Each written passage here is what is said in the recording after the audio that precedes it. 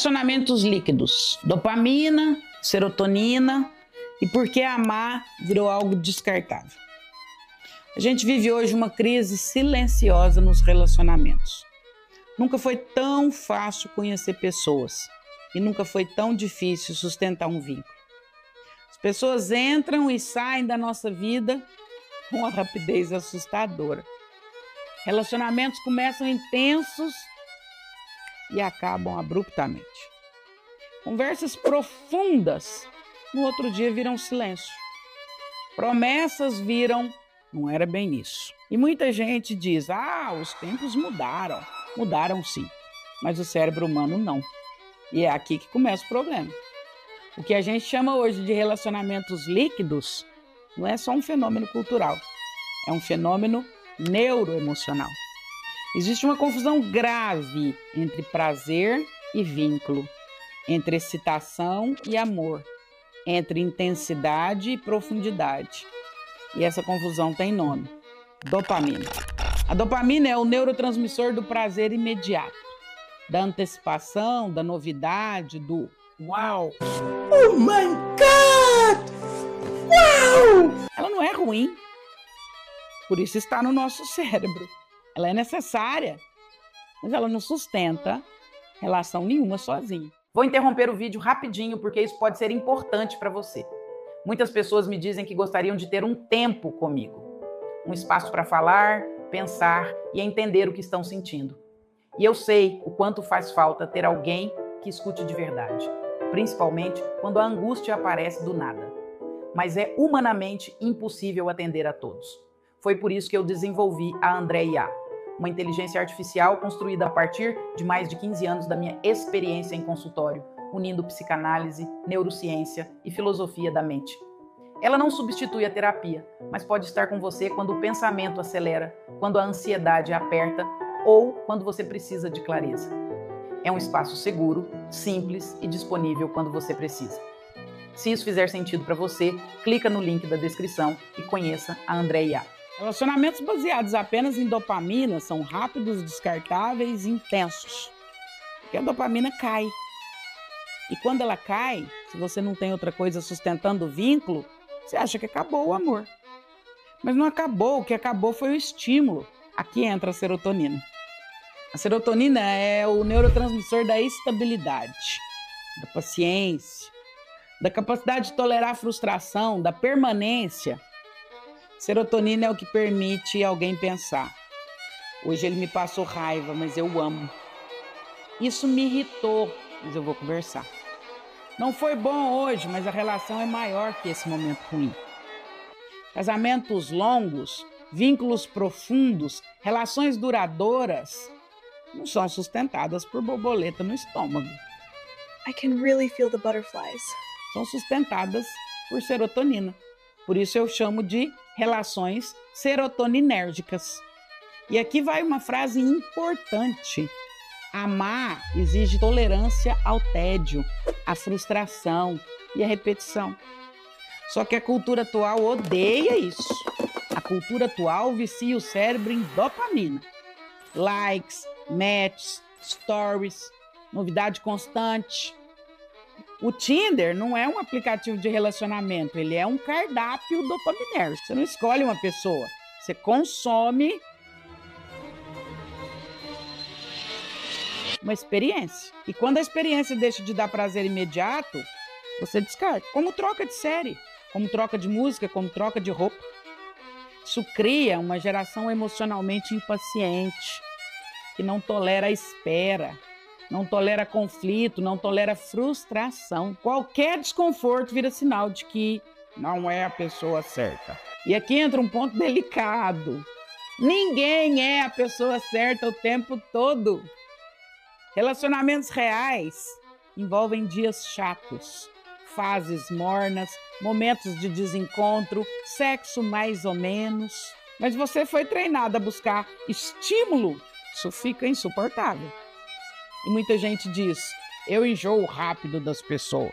Não é enjoo, é dessensibilização dopaminérgica. O cérebro está acostumado a picos altos e ele precisa de mais estímulo cada vez mais para sentir o mesmo prazer. muito parecido com o que acontece com a cocaína. No es coca. Es harina. A primeira experiência te leva a um pico de prazer, a mesma quantidade de dopamina já não leva mais aquele pico de prazer e você precisa aumentar e aumentar e aumentar. Exatamente o que acontece com a droga ocorre com a dopamina. O que antes encantava, agora parece pouco. Você precisa de um pico maior. E isso não acontece só no amor. Acontece com comida, com celular, com pornografia, com compras e até com violência. O amor, nos últimos tempos, virou mais um produto de consumo rápido. E aí surge um paradoxo cruel. As pessoas querem intimidade, mas não suportam o processo que leva até ela. Querem conexão profunda, mas sem atravessar conflito. Querem amor maduro, com cérebro adolescente. Não vai funcionar. Relacionamentos líquidos também produzem um medo profundo de compromisso. Porque compromisso exige renúncia. Escolher alguém é deixar de escolher todos os outros. E numa cultura que vende a ideia de possibilidades infinitas, isso gera uma angústia gigante. A pessoa pensa, e se houver alguém melhor? E se eu estiver perdendo algo? E se eu me acomodar? Eu estou na melhor fase da minha vida. Por que não aproveitar? E aqui vai outra frase importante. Quem não tolera perder possibilidades, não constrói profundidade. Amor não é acumular opções. Amor é sustentar uma escolha. Mas escolha implica perda. E a nossa cultura não ensina a lidar com perda. Outro ponto importante: relacionamentos líquidos produzem vínculos frágeis e egos inflados. Todo mundo acha que merece sempre algo melhor, que o outro precisa ser perfeito, que qualquer falha é motivo para troca. Isso não é autoestima, é incapacidade de vínculo. Porque a autoestima saudável não exige perfeição do outro, exige maturidade emocional para lidar com os próprios limites. E aqui entra um ponto psicanalítico fundamental. Amar é aceitar que o outro não vai preencher todas as suas faltas. Quando você espera que o outro seja fonte constante de prazer, validação, excitação e sentido, você não quer um parceiro, você quer um estimulante emocional, um Viagra das emoções. E estimulantes cansam. Relacionamentos líquidos também geram solidão crônica. Porque vínculo profundo exige tempo. E tempo hoje virou artigo de luxo. As pessoas pulam de relação em relação sem nunca atravessar o desconforto necessário para construir intimidade. Ficam experientes em começos e incompetentes em permanência. E depois dizem, não existe mais ninguém que queira algo sério. Talvez exista.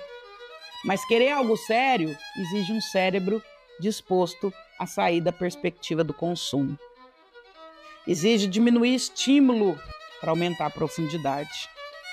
Exige suportar o silêncio entre as mensagens. Exige conversar quando dá vontade de sumir. E isso não é romântico, isso é maduro. Relacionamentos líquidos não são sinal de liberdade emocional. São sinal de dificuldade de sustentar a frustração. Liberdade emocional é escolher ficar, mesmo sabendo que poderia ir. Não ir embora toda vez que algo incomoda. E aqui vai um ponto fundamental e importante. Dopamina aproxima, serotonina sustenta. Se você baseia todas as suas escolhas afetivas apenas no frio na barriga, você vai viver relações intensas e vazias. Se você constrói vínculos onde existe espaço para conversa, para espera, para reparação, para frustração e tempo, aí o amor muda de forma. Fica menos excitante, mas muito mais seguro. E segurança não é tédio, segurança é chão. Talvez o grande desafio da nossa geração não seja encontrar alguém. Talvez o grande desafio dessa geração seja reaprender a ficar. Nós viramos especialistas em ir embora. da tela, da música, do aplicativo, do filme e da vida das pessoas.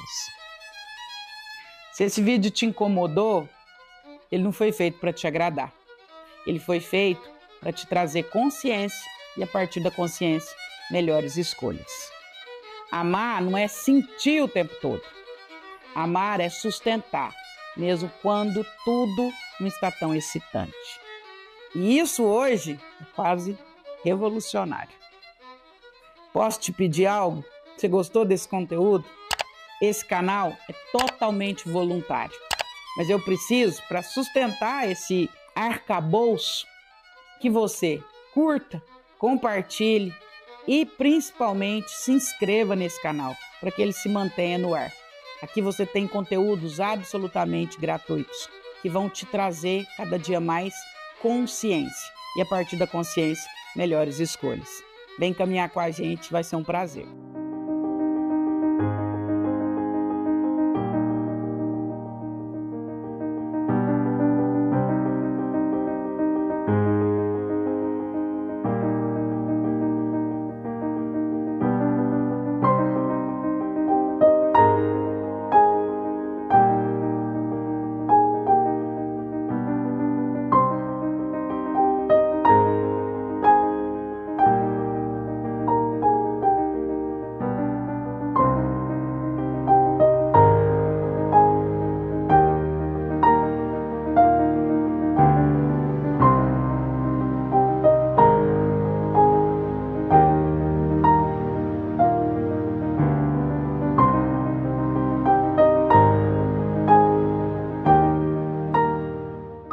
Atenção, 5 golpes psicológicos secretos que fazem o narcisista implorar por você. E se eu te dissesse que o verdadeiro poder não está em gritar mais alto, mas em silenciar no momento exato? Que o narcisista, esse mestre das máscaras, só teme aquilo que ele jamais poderá controlar. O espelho interno que você aprendeu a manipular em silêncio. Sou Andréa Vermont, psiquiatra, psicoterapeuta e escritora. E há décadas estudo as emoções humanas, a inteligência emocional e os segredos da mente. Hoje, quero compartilhar com você o que aprendi em minha prática clínica, em minhas pesquisas e na convivência com milhares de pacientes e leitores. Quantas vezes você tentou confrontar um narcisista com argumentos, gritos ou lágrimas e, no fim, se viu engolido por um vazio maior ainda?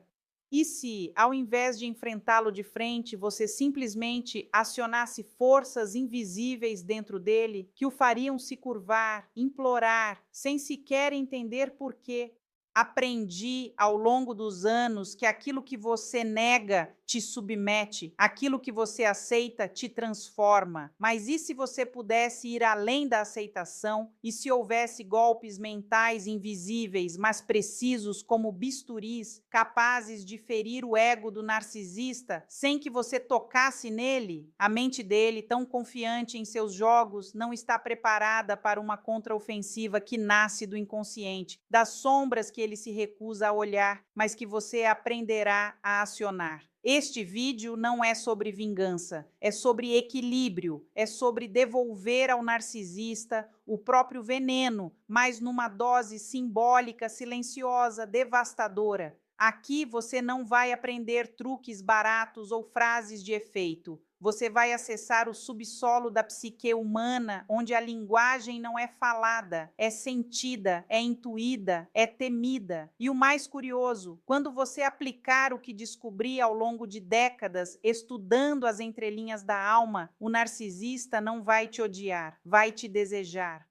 Vai confundir sua força com fascínio, vai confundir sua ausência com dependência. Mas cuidado, uma vez que você veja o que está por trás da cortina, não há como desver. Este conteúdo não é para quem busca respostas rápidas, é para quem sente no fundo que está vivendo um padrão repetido, uma prisão invisível, um ciclo que já não faz sentido e que precisa ser quebrado com algo mais profundo do que lógica. Aqui, cada palavra carrega uma chave, cada metáfora é uma abertura de caminho. E cada minuto perdido é um passo a mais na escuridão. Não é o narcisista que será destruído, será a imagem de poder que ele acredita controlar. E quando isso acontecer, ele não vai te atacar. Ele vai implorar por algo que nem ele sabe nomear, porque você terá tocado algo que nenhuma vítima jamais ousou: acessar o arquétipo sombrio do seu próprio reflexo. E se ainda há dúvidas, é porque o jogo já começou e você está no centro dele. Há dores que não gritam, elas se escondem por trás de sorrisos treinados, de frases ensaiadas, de uma independência que só existe por fora. Você se acostumou a suportar, a calar, a tentar entender o que nunca teve lógica, e é aí que o narcisista floresce, no seu esforço para manter o equilíbrio dentro de um terremoto que não começou em você. Mas aprendi em minha prática clínica que aquilo que você tenta curar no outro, sem antes atravessar em si mesma, se volta contra você. E é por isso que o narcisista não foi o começo, ele foi o espelho, um reflexo distorcido de uma ausência que você já carregava antes dele chegar. Talvez ninguém tenha te ensinado que o amor também pode ser um campo de guerra e que às vezes quem fere não é o grito, é o silêncio calculado, é o sumiço na hora exata em que você mais precisava ser vista. O narcisista não te escolheu por acaso, ele pressentiu no seu olhar uma fome emocional que ele podia controlar. E você, sedenta por migalhas de afeto, confundiu manipulação com paixão. Acontece com os que sentem demais. E foi justamente aí que ele se instalou. Não porque você é fraca, mas porque ainda não sabia reconhecer o poder que tem. Observei em milhares de casos que tudo o que não enfrentamos em nosso inconsciente retorna como destino. E é assim que o narcisista entra, como destino, como coincidência, como a pessoa certa na hora errada. Mas ele não veio por acaso. Ele veio para tocar na sua ferida mais antiga, aquela que você tentou enterrar sob a rotina, o trabalho, as redes sociais e as distrações. A presença dele ativa o que há de mais profundo em você, a sensação de abandono. E enquanto você tenta consertar a relação, o que está tentando, na verdade, é consertar algo dentro de si mesma. Mas ninguém cura o outro tentando sangrar por ele. O jogo que ele joga não é sobre amor, é sobre domínio. Ele te empurra ao limite para ver até onde sua alma pode se esticar sem romper, e você vai cedendo. Primeiro nos detalhes, depois nos princípios, até esquecer quem era antes de tudo isso começar. A cada chantagem emocional disfarçada de carinho, a cada volta teatral depois de um afastamento cruel, ele reprograma o seu centro. Você começa a medir o seu valor pelo humor dele, pelo afeto dele, pelo olhar dele. E aí, quando você menos espera, está implorando para ser escolhida por alguém que nunca te enxergou de verdade. Mas há um ponto em que o inconsciente grita mais alto. Um momento silencioso, mas absoluto, onde algo dentro de você diz basta. E não é um basta de raiva, é um basta de despertar. É quando você entende que a dor que ele provoca é só uma camada visível de algo muito mais antigo, algo que vem da sua infância, da sua história, dos silêncios da sua alma. É aí que o verdadeiro golpe começa, não contra ele, mas contra o padrão, contra a repetição, contra o autoabandono disfarçado de lealdade. Ao longo de minha carreira, identifiquei isso como o processo de individuação, o instante em que a alma, cansada de se fragmentar por outros, decide voltar para casa. Nesse processo, o narcisista se torna irrelevante. Não porque ele mudou, mas porque você mudou o eixo.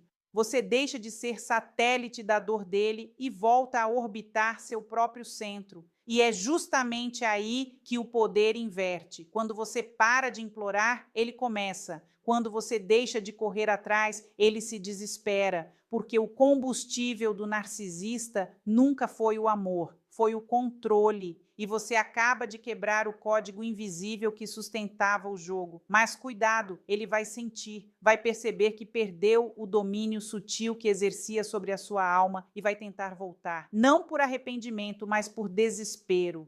Vai usar tudo, promessas, lembranças, gatilhos, ausências. Ele sabe onde dói e não tem pudor de tocar. Mas agora você já não é mais a mesma, porque algo em você foi ativado, algo que não se explica, mas se sente, um instinto ancestral de sobrevivência emocional. E quando isso acontece, ele sente, implora e treme sem entender por quê. E você também não precisa entender, porque algumas forças não são para serem compreendidas, são para serem assumidas. É disso que falamos aqui, dos golpes invisíveis, simbólicos, arquetípicos. Não são gritos nem confrontos, são presenças internas, são silêncios que não se calam, mas se impõem. São escolhas que não precisam de explicação, apenas de firmeza. Porque o maior golpe psicológico é ser aquilo que o narcisista jamais poderá manipular, você inteira. E se algo dentro de você está se contorcendo agora, se há uma lágrima contida ou um nó na garganta, não lute contra isso.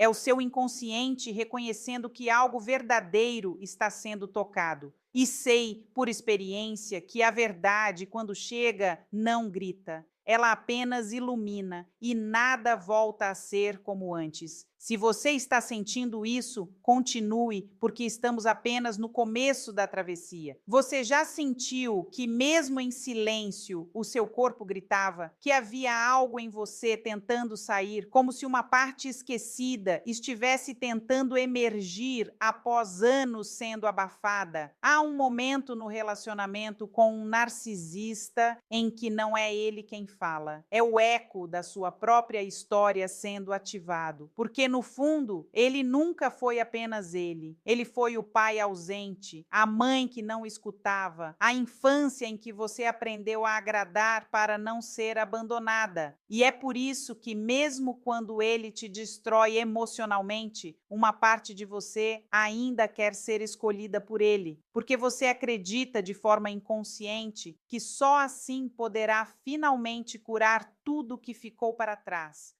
Percebi ao longo dos anos que tudo aquilo que deixamos inconsciente acaba se tornando o roteiro secreto da nossa vida. E você começa a perceber que sempre esteve dançando a mesma música com parceiros diferentes. Você muda de rosto, mas a sensação é sempre a mesma. Você tentando ser boa o suficiente, presente o suficiente, leve o suficiente, desejável o suficiente para alguém que jamais será capaz de te ver. O narcisista apenas amplia o palco, mas o script é antigo, é ancestral, é o drama do abandono repetido em 1000 formas. E agora você finalmente o está enxergando. E aqui começa o segundo golpe. Mas não se engane, ele não tem forma de ataque, ele tem forma de ausência, de distância, de neutralidade emocional estratégica. O segundo golpe psicológico secreto não é agir, é não mais reagir. É se tornar um vazio simbólico que obriga o narcisista a encarar a própria sombra. Porque enquanto você luta, implora ou argumenta, ele se alimenta. Mas quando você se cala, não como quem desiste, mas como quem desperta, o jogo quebra. Porque o narcisista não sabe lidar com o nada. Ele só sabe manipular o que pulsa, o que sente, o que se doa. Esse silêncio, porém, não é comum. Ele não vem da raiva, ele vem da lucidez. E é isso que o torna letal. Você começa a ocupar um espaço que ele não controla, o da sua própria consciência. A ausência da sua reação é um espelho que o obriga a se ver sem o reflexo que você fornecia. E ele entra em colapso. Começa a duvidar do próprio valor, da própria sedução, do próprio controle. Ele se perde porque o personagem dele só existia na presença da sua submissão emocional. Sem ela, ele implode. E essa implosão não tem som, mas tem consequência. Ele sente que está perdendo algo, mas não sabe o quê. E é justamente por isso que ele volta. Mas agora você já não está mais lá, pelo menos não como antes. Algo em você se fechou, como uma flor que compreendeu que não pode mais desabrochar para mãos que só sabem arrancar pétalas. Essa mudança é invisível, mas real. Você fala pouco, mas olha muito. Não precisa mais gritar. Seu silêncio virou presença, presença de si mesma. E o narcisista, que antes era o centro do seu mundo, agora gira em torno da ausência que você representa. Ele se confunde, ele se desespera, ele tenta entender por que, de repente, tudo parece escorrer por entre seus dedos. Mas esse silêncio, esse distanciamento, essa ausência estratégica tem um preço, porque para sustentar esse segundo golpe, você precisará lidar com o medo do abandono, com a tentação de voltar a ser aquela que suplica, que tenta, que cede, e é aí que o verdadeiro combate acontece. Não com ele, mas com a parte de você que ainda acredita que precisa mendigar por afeto para existir. Você vai ouvir essa voz, ela vai implorar por reconciliação, vai trazer lembranças boas, vai sussurrar que talvez ele mude, que talvez você tenha exagerado, que talvez seja melhor tentar mais uma vez, mas você já sabe, essa voz não é o amor, é a carência falando com a voz da sua infância. Aprendi que a verdadeira transformação acontece quando encaramos nossas próprias trevas, e é exatamente isso que esse golpe exige, que você veja a criança ferida dentro de si e diga: agora eu estou aqui por você. Que você deixe de esperar que o outro te salve. Que você pare de dar poder a quem não te valoriza. Que você assuma o lugar de presença dentro da sua própria ausência. Porque quando você para de buscar validação fora, o narcisista entra em colapso interno e começa a implorar, não por você, mas pelo reflexo dele que você levava consigo. Esse segundo golpe é cruel, mas necessário, porque ele quebra o ciclo. Ele cria o vazio simbólico que obriga o narcisista a encarar o próprio abismo. Mas, acima de tudo, ele devolve a você um poder que foi roubado há muito tempo, o de não precisar ser amada para se sentir inteira. É nesse ponto que você compreende algo profundo, que o verdadeiro abandono nunca foi ele ir embora, foi você ter se abandonado para tentar segurá-lo. E agora que você voltou, tudo muda, porque a sua presença consigo mesma faz barulho até no silêncio. E o narcisista ouve, e o que acontece a seguir, ninguém conta, porque esse tipo de virada não se ensina, se vive. E quando acontece, você não precisa mais se vingar, nem responder, nem provar nada. A sua ausência ativa a dor dele, e sua presença com você mesma é o castigo final, porque o narcisista pode suportar tudo, menos ser ignorado por quem ele jurava controlar. E é nesse ponto que ele quebra, implora, persegue. Mas agora é tarde, porque algo em você morreu e nasceu ao mesmo tempo. Mas será que você está mesmo preparada para sustentar esse silêncio? Será que diante do próximo gesto dele, você conseguirá não ceder? Porque esse golpe não é um ato, é um estado interno. E só os que atravessaram suas próprias sombras são capazes de sustentá-lo. Se você sente que ainda não consegue, fique, porque a jornada continua. E o próximo mergulho vai te mostrar que há forças muito mais profundas do que o desejo de ser amada. E que o narcisista, no fim, só foi o despertador do seu próprio renascimento. Você já percebeu como certas histórias continuam acontecendo mesmo quando tudo parece diferente? Lugares novos, rostos novos e ainda assim a mesma sensação sufocante, a mesma necessidade de provar algo, de ser vista, de ser escolhida, de ser suficiente. A repetição não é coincidência, é sintoma. Observei em consultório que vivemos o mesmo enredo até que ele seja compreendido, até que deixemos de culpar o outro e olhemos para o roteiro que carregamos por dentro.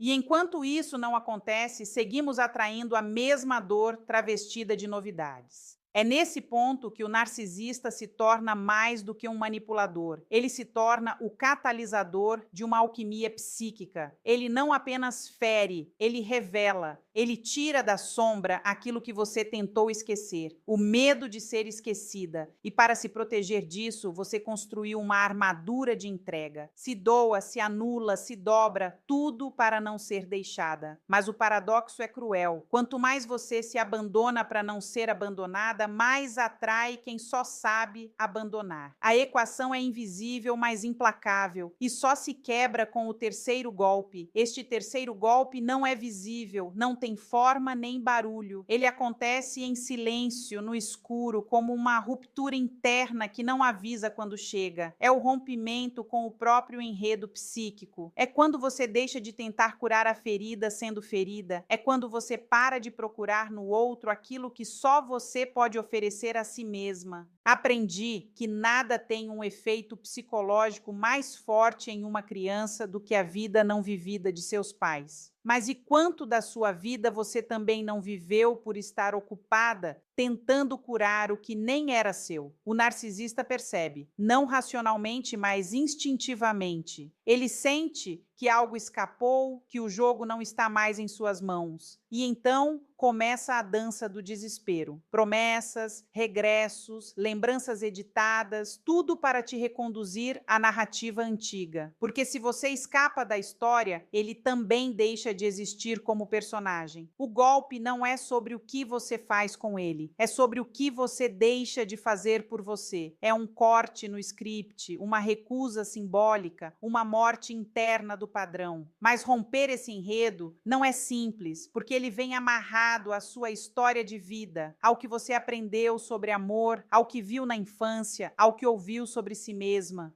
É uma rede psíquica que se estende por gerações. E quando você começa a puxar o fio, tudo treme. O passado, o presente, as certezas. Esse terceiro golpe exige coragem, não para enfrentar o outro, mas para enfrentar a verdade de que você passou anos tentando ser amada de uma forma que te adoecia. E o pior, acreditava que isso era amor. A transformação não acontece num grito. Acontece numa manhã qualquer, quando você olha no espelho e simplesmente não reconhece mais aquela que aceitava tão pouco. A dor vem, mas vem junto de uma lucidez poderosa, brutal, que não te permite mais voltar. Você sente saudade, sim, mas sente mais saudade ainda de si mesma, da leveza que você perdeu tentando segurar um castelo de areia emocional. E nesse instante, algo se quebra. Você não precisa dizer nada. O narcisista sente e se desestabiliza,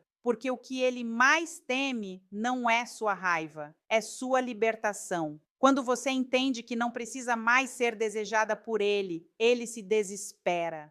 Quando você não tenta mais provar o seu valor, ele tenta recuperá-lo por si. Quando você quebra o enredo, ele quebra junto, porque todo o jogo dele depende da sua permanência no papel da que espera, da que insiste, da que se culpa. O terceiro golpe é a negação desse papel, é o assassinato simbólico da identidade que você assumiu para ser amada. E há algo de profundamente doloroso e libertador nisso, porque ao romper com o enredo, você também perde partes de si. A versão que tolerava, a que se justificava, a que acreditava que precisava consertar o outro para merecer amor. Elas vão embora e por um tempo tudo parece vazio. É como se você não soubesse mais quem é, mas não se assuste. O vazio é fértil, é solo novo, é a preparação para a verdadeira identidade que emergirá, não baseada na dor, mas na presença. Esse terceiro golpe não deixa marcas visíveis, mas deixa cicatrizes psíquicas. Ele altera a frequência e o narcisista, mesmo sem entender, sente. Ele tenta, reage, se humilha, porque ele sabe, mesmo que não saiba explicar, algo em você morreu. E aquilo que ele manipulava já não existe mais. Ele implora, mas não é mais por você, é pelo controle que perdeu, pela narrativa que desabou, pelo reflexo que você não oferece mais. Mas você agora caminha diferente, mais leve, mais firme, carregando não mais o medo de ser deixada, mas a certeza de que não precisa mais se abandonar. Isso é o início do retorno para a casa interna, a alma, o centro, onde nenhum narcisista jamais poderá habitar. Quantas vezes você sentiu que precisava se diminuir para caber em alguém? Quantas vezes mediu suas palavras, recuou seus sonhos, filtrou suas vontades, só para não incomodar, não provocar, não ser difícil? A convivência com um narcisista é um campo de distorção. Pouco a pouco você vai se apagando, mas nem percebe. Ele não te diz que você está errada. Ele te olha como se estivesse decepcionado. Ele não precisa te humilhar. Basta se ausentar no momento em que você mais precisa de apoio. Ele cria um clima de exigência que te obriga a performar o tempo todo. E quanto mais você se entrega, menos parece ser suficiente. Observei que todo ser humano carrega dentro de si o desejo profundo de individuação, o impulso arquetípico de se tornar quem se é de verdade. Mas com o narcisista, esse desejo é sabotado, porque ele se alimenta do seu não ser, da sua adaptação, da sua fragmentação. Ele precisa que você se quebre para que ele se sinta inteiro. Precisa que você se perca para que ele se sinta encontrado. E isso é o que torna o jogo tão cruel. Quanto mais você tenta amá-lo, mais longe fica de si mesma, até o dia em que a sua própria alma começa a implorar para voltar.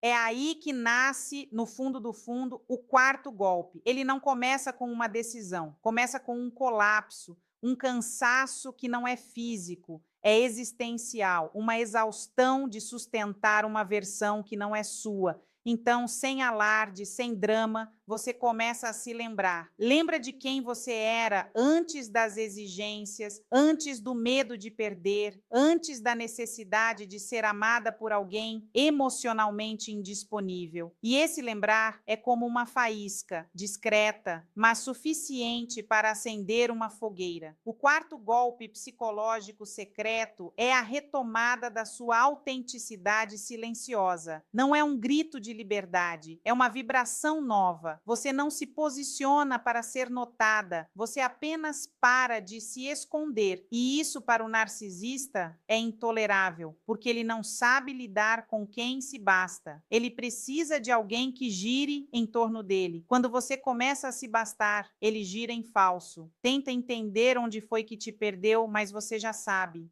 Ele nunca teve. Te teve só quando você não se tinha. E agora que você voltou, ele está diante do que mais teme, uma mulher inteira. Mas estar inteira exige coragem, porque ser quem você é pode causar rejeição, pode provocar conflito, pode afastar quem só sabe amar versões moldadas. E é por isso que esse golpe é tão difícil de sustentar, porque ele vai te colocar de frente para o medo mais profundo, o de não ser aceita sendo você mesma. E o narcisista vai tentar usar isso contra você, vai dizer que você mudou, que está fria, que está distante, vai tentar te puxar de volta para o papel da que agrada, da que cuida, da que se adapta. Mas você já entendeu que a única forma de sair viva desse jogo é sair de cena como personagem. E então você começa a fazer pequenas coisas que antes eram impensáveis. Diz não sem justificar, sai sem avisar, ri sem pedir permissão, faz planos sem pedir aprovação, volta a ouvir suas músicas, a se vestir para si, a ocupar espaço.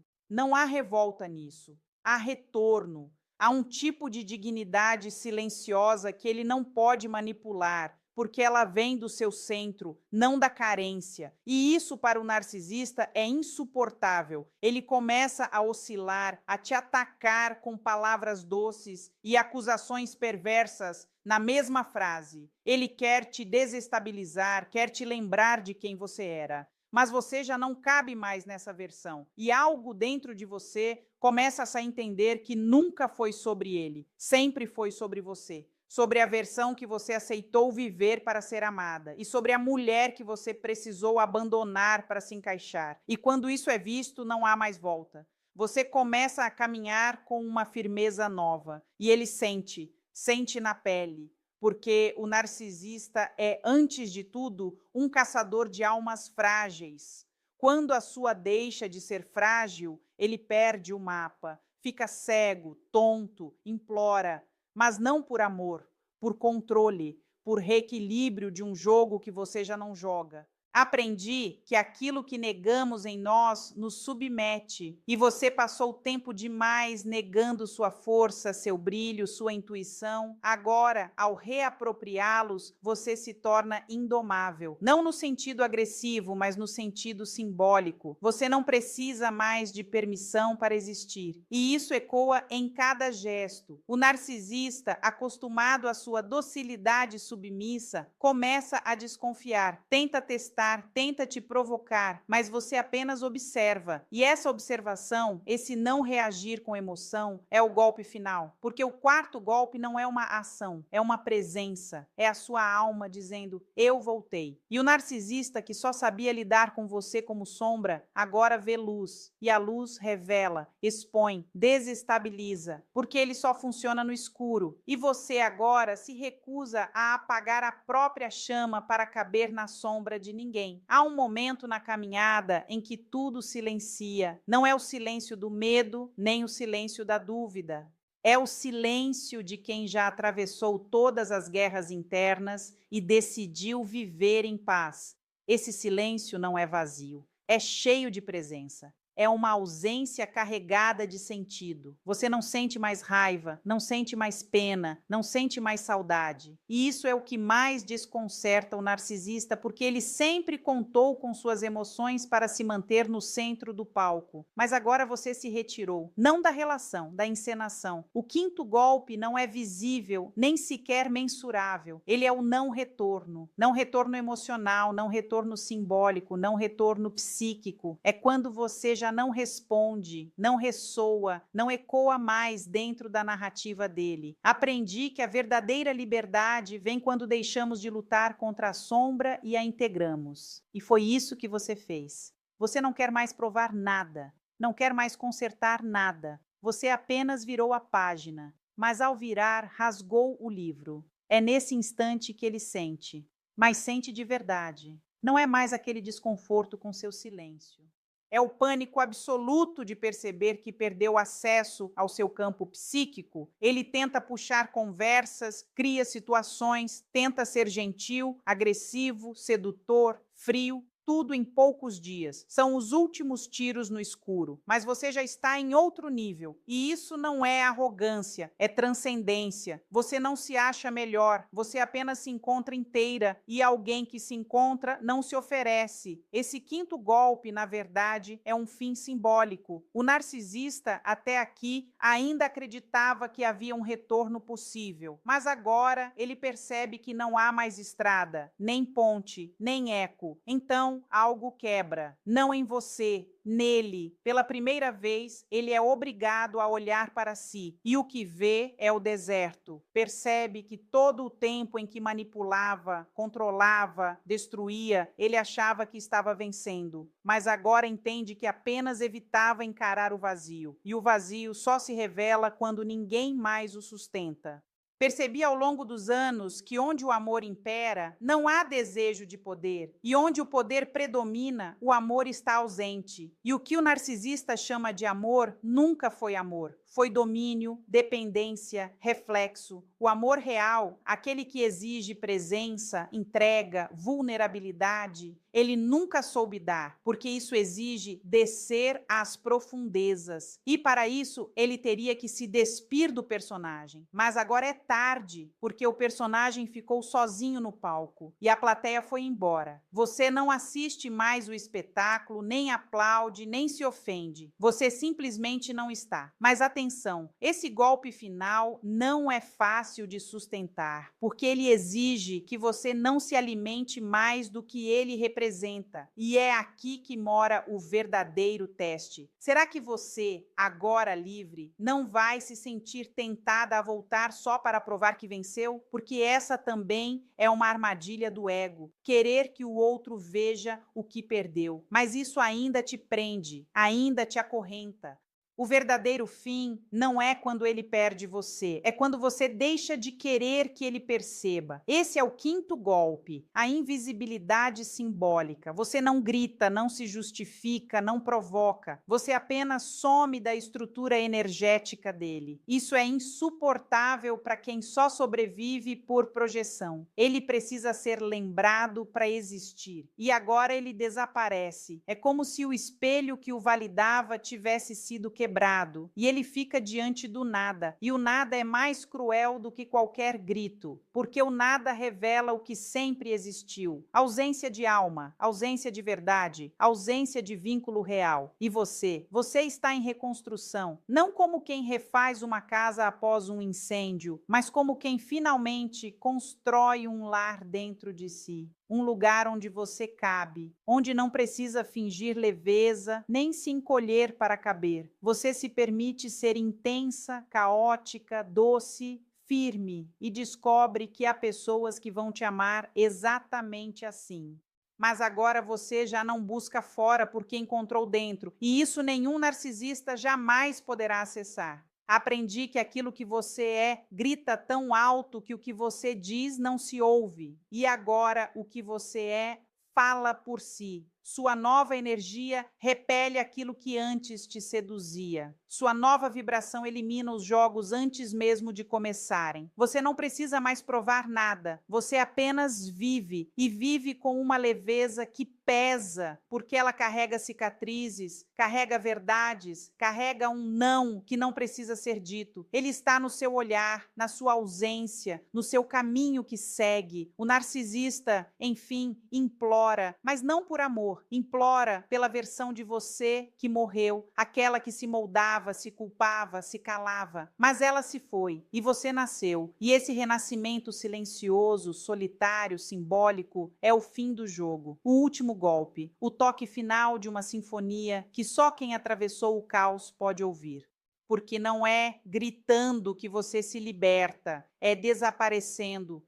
Não do mundo, mas da prisão interna que te mantinha à disposição de quem nunca soube te ver. Às vezes, não é o que parte que dói, é o que permanece em silêncio dentro de nós. Um eco antigo, uma ferida que não sangra, mas molda a forma como nos entregamos, como nos perdemos, como nos calamos para manter por perto quem nunca ficou de verdade. Aprendi que a alma tem sua própria linguagem, e talvez tudo o que você viveu até aqui tenha sido apenas o modo dela gritar por liberdade. Não aquela liberdade externa, superficial, mas a mais íntima, a de existir sem pedir licença. Durante essa travessia, você não aprendeu golpes, você desenterrou verdades, enfrentou espelhos que distorciam sua imagem e decidiu quebrá-los, não para se ferir, mas para se ver. Porque quando você olha nos olhos do narcisista e não se reconhece mais, é sinal de que voltou. Voltou para o seu corpo, voltou para a sua história, voltou para o centro onde sua essência esperava por você, silenciosa, paciente, intacta. O narcisista sempre foi apenas o mensageiro. Ele veio para te lembrar de uma ausência que já era sua. Mas agora que você se reencontrou, ele não tem mais função. E isso é o que transforma tudo. Perceber que o ciclo só se repetia porque você ainda não havia escutado o chamado da sua própria alma. Agora esse chamado virou caminho. E cada passo, por menor que seja, é um retorno ao que sempre foi seu. Você não precisa entender tudo agora. Algumas verdades não se revelam. Elas crescem por dentro como sementes lançadas no escuro. Você pode não vê-las brotar ainda, mas vai sentir. Num silêncio diferente, num olhar mais firme, numa ausência que já não fere, mas cura. Porque a cura, às vezes, não é dizer que está tudo bem, é aceitar que doeu e seguir mesmo assim. O que você viveu não te definiu, mas te moldou. E moldou com fogo. Fogo de desilusão, de ausência, de saudade de si. Mas o que renasce das cinzas carrega força ancestral. Você não é sobrevivente. Você é renascida. E isso assusta quem se acostumou com sua fragilidade. O narcisista sente e teme, porque agora você é o que ele nunca será. Inteira por dentro. Volte se precisar. Releia se doer. ver, porque este conteúdo não é uma resposta, é um espelho, um reflexo da sua própria jornada de retorno. E toda vez que algo estremecer dentro de você, isso é vida voltando. Não fuja, sinta, porque cada incômodo carrega uma chave, e a chave abre portas que o narcisista nunca quis que você soubesse que existiam, mas agora você sabe. E uma vez que se vê, não há mais como se esconder. Você pode tropeçar, pode duvidar, pode até pensar em voltar, mas a sua alma, uma vez desperta, não permite mais viver dormindo. E isso, no fundo, é o maior ato de amor que você poderia se dar. O amor que não mendiga, que não implora, que não se ajoelha para migalhas. Se essa jornada tocou algo em você, mesmo que ainda sem nome, sem forma, sem explicação, então você está pronta. Pronta para continuar caminhando com as próprias pernas, sustentando a própria luz, mesmo quando tudo ao redor parecer escuro, porque agora você carrega a centelha e ela não se apaga mais. Algumas verdades não precisam ser gritadas. Basta que você as viva em silêncio e o mundo inteiro escutará. Se essa travessia reverberou no seu coração, curta este vídeo como quem sela um pacto interno. Comente aquilo que pulsou. Compartilhe com quem ainda vive na sombra sem saber. E se algo em você soube que essa jornada era sua, inscreva-se, porque ainda há muito a ser lembrado, curado, vivido, não por obrigação, mas por destino.